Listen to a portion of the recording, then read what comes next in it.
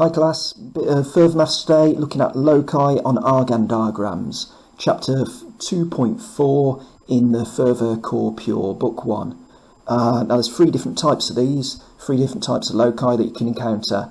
They all look pretty distinct, you're not going to get mixed up, they all look nice and different, and they're just ways of describing rules that our locus of point Z can occupy. So if we just have a little look at the three of these, you've got circles. Now these ones use this modulus of z minus z1. That basically means the distance from your locus to wherever our points are is a number. So if we've got a centre at point z1, then the distance of the locus from this point is a number. So that's going to make a circle with radius r from point z1, where your z1 is going to be in terms of x plus iy, pair of coordinates like that.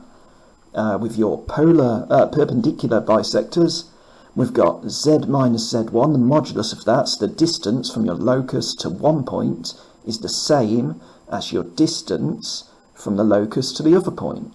So that's going to give us a little perpendicular bisector, like we did in GCSE, between the point at z1 and the point at z2. The third type, your line segments, that's where you get a bit of a line starting from somewhere and going off in that direction forever. There you've got the argument, so the angle of the locus from a point equals theta, where we're going to be given, usually in terms of radians, the angle theta that we are. So we just do a line from point z1 at angle theta. So there's your three different types. We can have a little look at drawing each of them, but another thing that comes into use that you might need later in the chapter is using them in a Cartesian fashion. That's where if you have to find a point of intersection or something like that, we'll convert them into Cartesian form, and then from there we can solve problems to find, say, where both of them go through. So, Cartesian way, a bit of first year, normal maths, not further. For a circle, we've got x minus a squared plus y minus b squared equals r squared, where your centre is a, b, and your radius is r. So if you're looking at this locus problem, you can just take your centre z1, the x and the y, and put them there as your a and your b, and your radius r, just remember to use an r squared in the Cartesian form. We should be able to convert from here to here quite simply. Perpendicular bisectors, a little bit trickier. This is going to make a straight line a perpendicular bisector. It's a bit of first year core maths again. You're going to use the 2 points z1 and z2. To form a perpendicular bisector, we're going to have a perpendicular gradient, so that's a negative reciprocal gradient between those 2 points going through at the midpoint. So if you've got z1 and z2, find the midpoint between them of those two, and then take a perpendicular gradient from there using the negative reciprocal for a perpendicular gradient, and that should give you a gradient and a couple of points. You can use that to find your intercept C and then get it from there. If you're doing the argument ones, it can seem a bit tricky going from like an angle bit into a line. These arguments, because they're angles, it's going to give a straight line, so y equals mx plus c again. But remember, we've not got the whole line, we've only got a bit of it, so sometimes you might have to think about the question. To get your gradient really easily, you can just use tan of whatever angle theta you're given forms your gradient, and that'll work really quick. Some of them you might be able to do in your head. If it's a pi over 4 or pi over 2 plus or minus, they're just going to give you nice 45 or 90 degree angles, so it should be alright from there. But if in doubt, get your calculator in radians, tan theta will give you your gradient, and then use the coordinate z1 that you know it goes through to find your intercept, just like you would have done in first year pure. We're going to have a look at one of each of these and then have a look at a proper exam question on this. So, now it's just all we're doing here, we're going to sketch these. Now a sketch on an Argand diagram doesn't need to be beautiful, just needs to cover the key points. Here we've got z minus 2 plus 3i equals 3. So I know, because it's a modulus of z minus something equals a number, I know straight away that's going to make a circle. So we're going to have a little axes. Again, it's a sketch, it can be as rough as you want as long as it covers the key information. Now remember, the circles, it's z minus z1 equals our radius. So we've got z minus, this centre, z1 equals 3. It might be useful to rewrite that and say that is z minus, well, minus 2 there, so we've got z minus 2. Then because we have the plus 3i, it's like doing a minus 3i equals 3. So that tells me there they've got a centre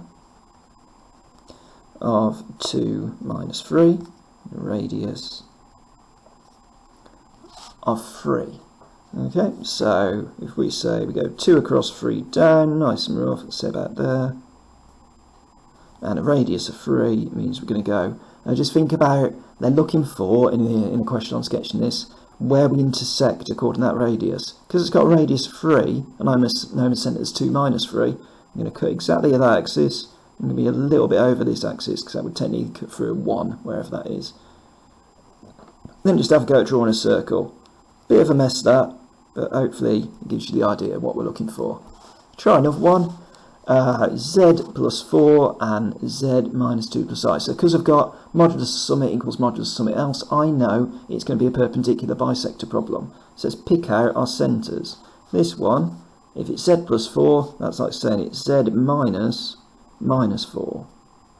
So that means I've got one point where the real bit is minus 4 and there's no imaginary bit. So I've got minus 4, 0. For the other one, Z minus 2 plus I, we'll say that is Z minus 2, and for the double minus, we'll have a minus I there. So that gives me coordinates of 2 minus 1. Remember the imaginary bit is the y part there.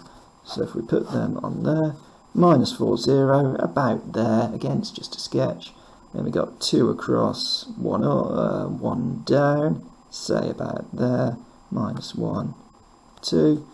So we've got a point there, a point there. Perpendicular bisector, you could do this properly with a compass and so on.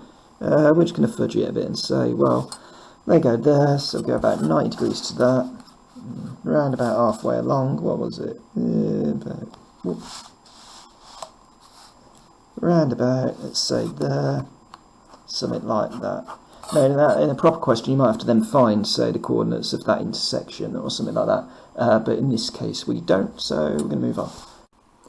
And here is a problem involving arguments. Here we're going to try and sketch the argument of z plus 3 minus I equals 3 pi over 4. So we need to think about what the coordinates of the point are and the angle we're going from. So if we think about z plus 3 minus I, we can rewrite that as arg z minus. So we'd have for the plus 3, we'll have minus 3, and then we'll just have a plus I, as the minus with the I there, equals 3 pi over 4. So two things we can get from that. We can get the point, our z1, or they call it as the point, we're going to have minus 3, 1, and the argument gives us our gradient. So the gradient is tangent of 3 pi over 4, or you might already know it just from your locations in your Argand diagram, is going to be minus 1. So we're looking at a point minus 3 across and 1 up, so we go minus 1, minus 2, minus 3, and 1 up, say that there. And then the gradient's minus 1, but just consider what this tan 3 pi over 4 does to the angles. We're not going to be going down here because it's the argument from here. Remember, the argument goes from 0 to pi and 0 to minus pi. So 3/4 pi is going to be this sort of angle there, be like that. Okay, and there we go. That's a sketch of that. We're now going to look at a proper exam question. So here we go, this is from exercise 2e, question 16. We've got two things we're going to sketch on the same Argand diagram, and then we've got a locus of points that satisfy both of these, and we're trying to give it in as exact values of a and b in as a complex number, z equals a plus bi. So I'm going to put both of these on the same graph, use our Cartesian format to see where they cross over, and solve from there. So part A, we've got z minus 3 plus 2i equals 4. Part B, we've got the argument of z minus 1 is minus pi over 4. So first one, it's going to be a circle. Second one, it's going to be a line segment. If we take part A to start with, so we've got z minus, let's always stick in the brackets so it's easy to find the centre. So we go 3 minus, double minus there, 2i equals 4. So we've got the centre, 3 minus 2. And radius of 4, and then if we do part B as well, just to get an idea of what we're looking at, So part B, we've got the argument, so we got, it just says z minus 1, so from the point, we'll have 1, 0, 1 for the real part, 0 for the complex part, and then with the angle of minus pi over 4. Which if you just do tangent of, or you can sort of picture it, minus quarter pi, be diagonally downwards, that sort of direction. So the gradient is minus 1. So if we sketch both of these on the same Argand diagram, we'll have, so we've got a circle with centre 3 minus 2, so we'll go 1, 2, 3, somewhere about there, 2 down, say there-ish. And that's got a radius of 4, so it's going to be a bit above and a bit across. Again, it doesn't have to be perfect, it's just a sketch. Good job, because this looks horrendous. So like that, it's meant to be a circle, came out a bit ovally, but oh well. The second bit, we're going from point 1, 0, so we're from there, and that gradient minus 1, so that minus 45-degree angle can be a little bit like that. Now for part C, we want to find the locus points that satisfy both of these. So we're basically looking at, where is this point? This is what we want to find for part C. Where do they intersect each other? So we take both of them into Cartesian form and then solve it. We think about our circle with the centre 3 minus 2 and the radius of 4. That's going to give us, that's going to be an x minus 3 squared plus y plus 2 squared equals 4 squared. And the other one, the half line, well, we have that negative direction, this negative gradient of minus 1, we've got y equals minus x, and then, because we went through 1, 0, just take it across 1, up 1, that's going to give us plus 1. So these are two lines, we'll find out where they intersect each other. If we take this one and put it into that one, we'll be able to solve this for x and then use that to solve for y. So we've got x minus 3 squared plus minus x plus 1 plus 2 squared equals 4 squared. Tidying this up, x minus 3 squared plus minus x plus 3 squared equals 4 squared. Expand each of those double brackets and we should get an x squared minus 6x plus 9, and then plus x squared with that double minus 6x plus 9 again equals that 4 squared, which makes that 16. Tidy it up, what we got? 2x squared minus 12x plus 18 equals 16.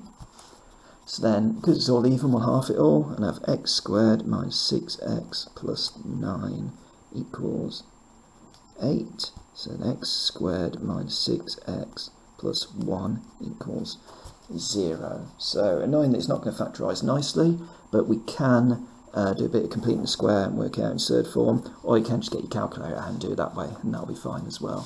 So we add x squared minus 6x plus 1 equals 0. So x minus 3 all squared minus 9 plus 1, still 0. X minus 3 squared minus 8 is 0. And now I'm doing it the long way. If you can speed up, go for it. X minus 3 squared equals 8. So x minus 3 equals square root of 8, makes plus or minus 2 root 2. So I've got the end right in there. So then x equals 3 plus or minus 2 root 2. Now looking at our diagram, we're going to have, because we only had a half line, it goes along there through there. So there would technically have been another solution there if it was the entire line. So if we've got x is 3 plus 2 root 2 and 3 minus 2 root 2, then we're going to want the largest x value for our solution. So our x bit is going to be 3 plus 2 root 2, because the 3 minus 2 root 2 would be this one, which doesn't touch it because it's the part line.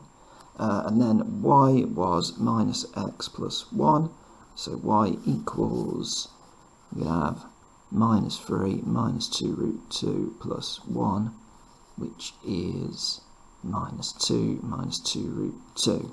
Now the question asked us to give it in the form z equals a plus bi, so z equals, it's going to be a bit of a mess to write, 3 plus 2 root 2 plus minus 2 root 2 I. Maybe sticking a bracket like that, tidy up. And that's the whole thing. Big exam problem, but not impossible, not impossible. It's just taking the Argand diagram, turn them into coordinate geometry. Have a go a few more, see how you get on.